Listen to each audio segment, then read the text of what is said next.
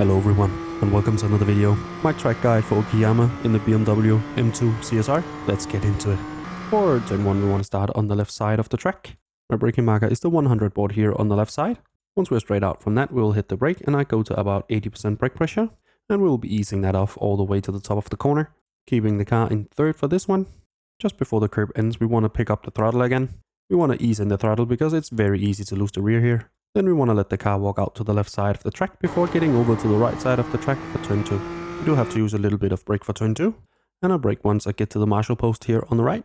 I aim for about 20% brake pressure, quickly easing off to a trade brake in action. When we want to carry that all the way to the curb. Here I do cut the curb a little bit. Just before the curb we will pick up the throttle again easing it in, as the car is a bit unstable. We want to use all of the room on the outside, just don't drop a wheel into the gravel, it will unsettle the car. Turn 3 is flat out, just take the shortest route possible and stay on the left side of the track for turn 4. My braking marker for turn 4 is the 100 board here on the left.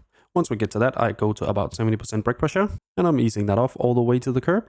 Here for turn 4, we really want a good exit, because we have a long straight afterwards, so throttle application will be very key here. I like to stay close to the curb when we are going up the hill.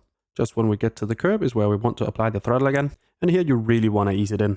It's really easy to get on the anti-spin, and that will slow you down for the entire straight afterwards. When getting this right, the car will naturally push you out to the left side of the track. If we get onto the grass, we got too early on the throttle. Now we have the long straight all the way down to turn 5, which is a good place to try and overtake because it's a long braking zone. And if we get a better exit, it should be easy to get alongside the car in front of you. Turn 5 is a really heavy braking zone, and I'll brake once I get to this pole here.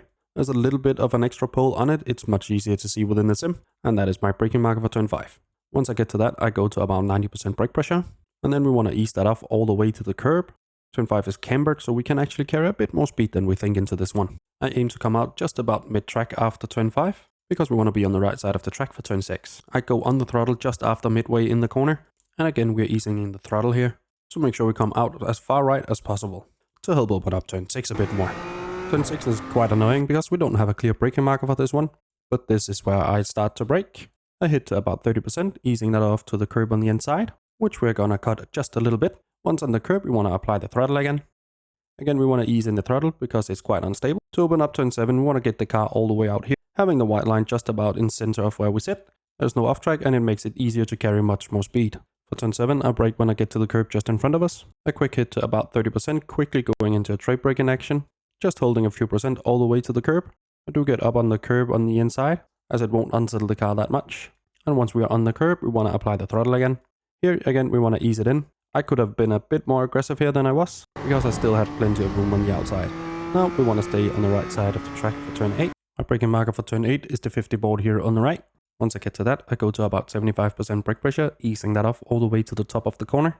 I aim to get the car out just about mid-track or as lift as possible, to help open up turn 9 a bit more. Just after the top of the corner, we want to apply the throttle again. Just make sure to stay at least mid-track. When we get too far to the right, we won't get as quickly on the throttle again for turn 9. Turn 9, we don't have a clear braking marker either, but we do have to brake just a little bit. But if you need to find one, this is where I brake. You can use the tire wall on the left side if needed, but it's not good to look away from the corner. Once I start to brake, I do a quick hit to about 50%, quickly going into a trade brake in action of just a few percent, apexing just a bit late. That makes it just a bit easier to get quickly on the throttle again. And of course we are still easing it in, because the car will come around if you don't. And we want to use all of the curb on the left side of the track if needed. For turn 10 we don't have to brake, we just have to lift off the throttle to about halfway. And we can cut a lot of the curb, just make sure to go on the throttle after the curb. For turn 11 we want to be on the left side. Once we get past this green astroturf here on the left, I go on the brake. And I aim for about 55% brake pressure, easing that off all the way to the beginning of the curb. Here we can get a little bit up on the curb. It don't unsettle the car too much. When we get to the curb, we want to apply the throttle again.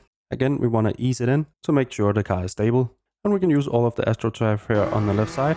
Make sure to do that because it is a drag race down to the start finish line. That's my track guide for the BMW going around Okayama full of a time of 1 minute 38.9. I have more track guides for the BMW M2 linked down below. Hopefully you found this one useful. If you did, leave a like down below. Consider subscribing as well. And now for the uninterrupted hot laps.